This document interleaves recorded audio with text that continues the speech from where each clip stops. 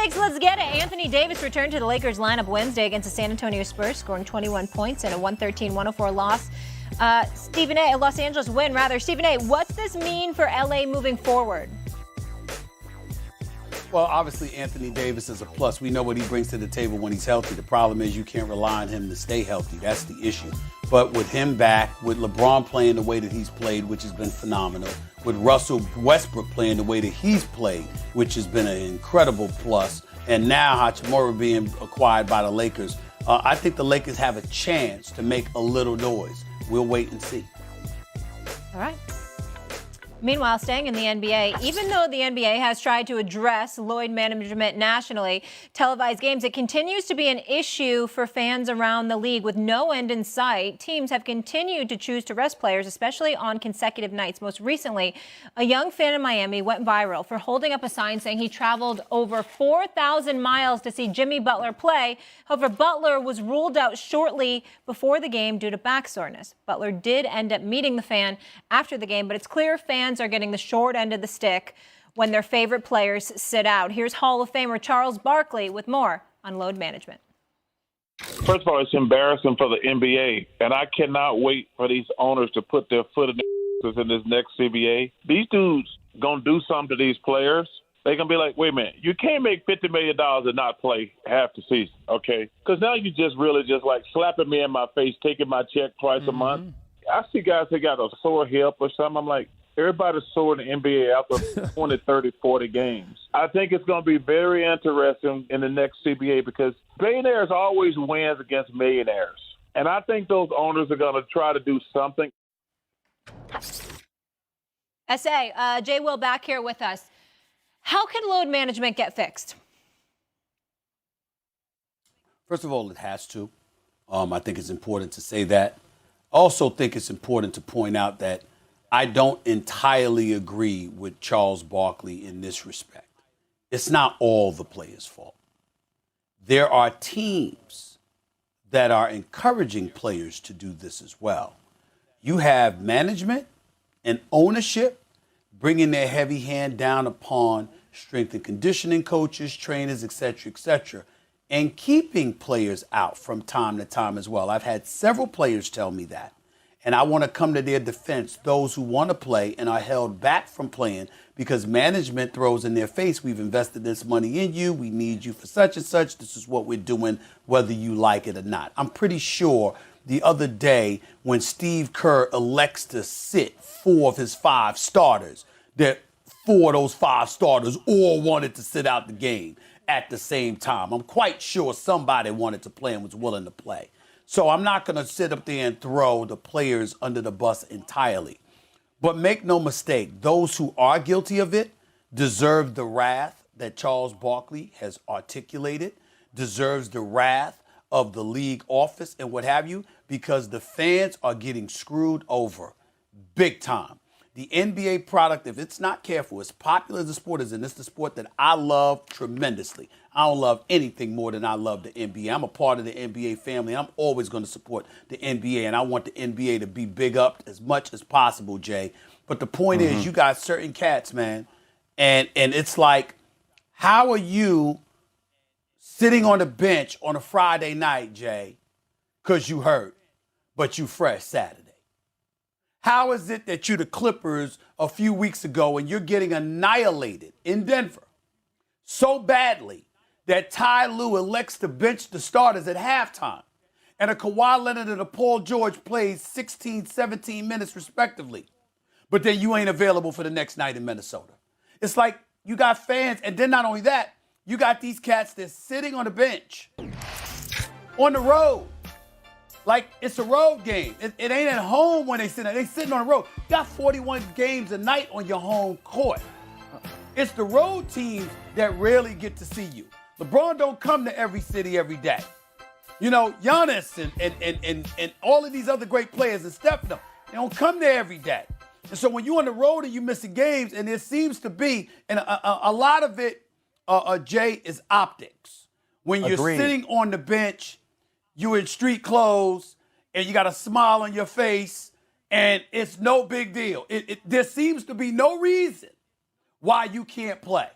So I would say in closing this, NBA owners, first, they got to fess up to their role in all of this, okay? Because the biggest culprit of load management, the initiator of it all was Greg Popovich. We all know this, right? But outside of that, the biggest thing is you gotta attach game participants. You gotta attach playing games to their contracts. Like your contract's guaranteed as long as you gonna show up and play, or you got a legitimate injury and you can't play. Somehow you got figured out. I don't know, Jay. I'm not pretending to know specifically the answer. I'm just saying that the message has to be sent. We can't continue to pay people who ain't showing up to play because it's compromising our bottom line. You got to be able to do that. I always want people to be able to enjoy basketball, Stephen A. Like, I'm a hooper, you're a hooper. We both look at the game in similar ways in that capacity.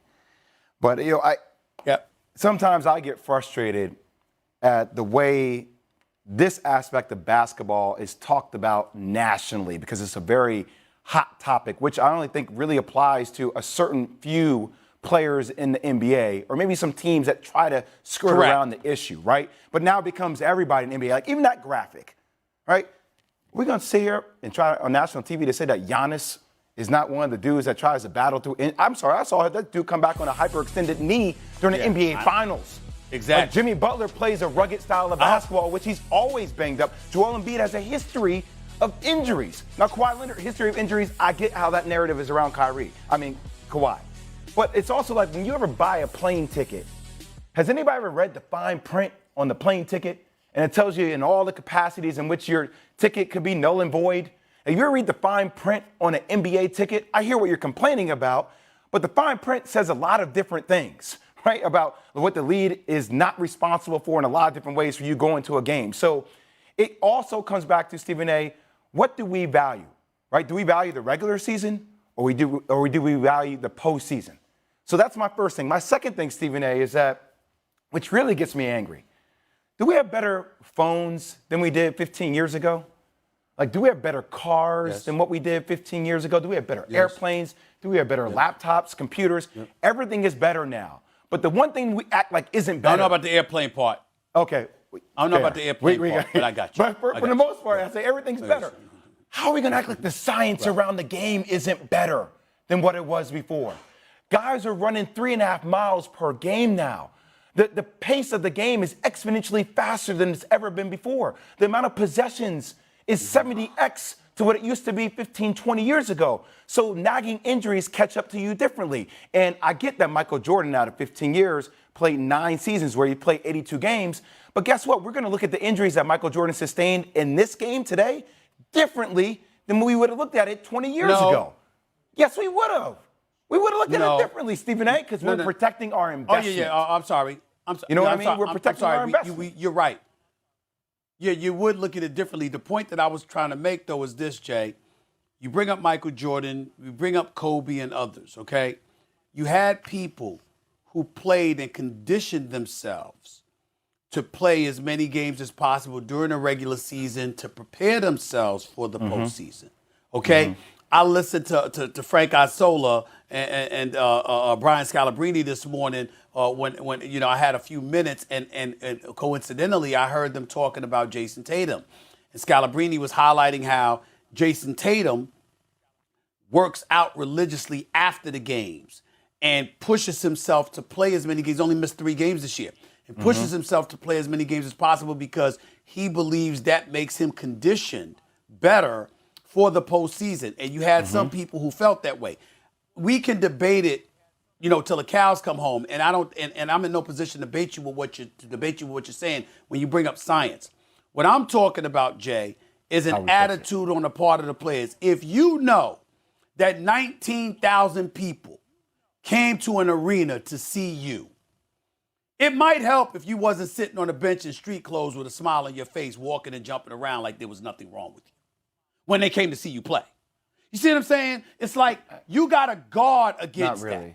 And what you have is a situation, we're seeing it too often. Again, no one's questioning the legitimacy of injuries. What we're saying is we know that load management is an element in the game. We know that the players are not only the ones guilty of it. You have management and executives and owners that play a role in it. But we also have to acknowledge that with the money that's in the game and the money that the players are getting paid, there are times where they give you the impression, so what? Deal with it. This is the way it is. Get over it. So what? You paid your money. And I'm saying you got to be careful about that. You have to be mindful of the fact that somebody might not know better. And all they know is that they traveled 3,000 miles to see you play, or they came to the game once because they can't afford season tickets. You got to pay attention to all of these things. Stephen, I understand all that, but I can't make everybody happy all the damn time. I can't make everybody happy all the time. Well, so you're telling me a kid that drives all the way to see me play in Chicago when I played my year for the Bulls, if I happen to roll my ankle and I'm sitting out because the team's like, we're on a back-to-back and we want to make sure that you're ready for it.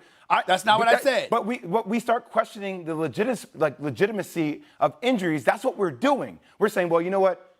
Because guys 20 years, I'm just saying how fans look at it, Stephen A. I'm not saying you. But it's like, well, because guys 20 years ago played through that injury, that means since I came all the way down here, you have to play through that injury. I'm like, well, hold on a second. The science is telling me I shouldn't play through this injury because there's a lingering effect on what this happens. So if you want to fix it, then let's drop it down to 70 games. Let's cancel back-to-backs. There's going to be an economic issue with that, but let's lower games then. Wait a minute. I'm with Steve Kerr on this. I don't mind the season being dropped to 70 to 72 games. Yeah. That doesn't bother me at all. But how much you want to make a bet? I'm willing to bet my check that it could be 72 games and you still going to have cats that take nights off. And, oh, by the way, but see, they'll be ready to play tomorrow night. You know, there's a difference between being injured and resting. I agree. There's a difference. Jay, you're not always in the best mood. You're not always pepped up and hyped and energized to go to work every day. But you go. What I'm saying to you is that from an optics perspective, you have to guard against that when you're asking people to invest in you. You can't just dismiss their concerns while you want their money. Well, brother, what you're investing in is you're investing in the physical aspects of who that player is. That's different than saying, hey, when you show up to work, like, yeah, I'll go to work every single day. I'm using my mind. Some days I'm sluggish. But other days, like when you're going through physically playing 72 games, if you do have a calf strain, that calf strain, if you take a night off, will exponentially help you get better. So I hear what you're saying optically, but you're not going to be able to really fix it because guys are going to say, I'm doing what's in my best interest for my body, not the team, not the fan, but me.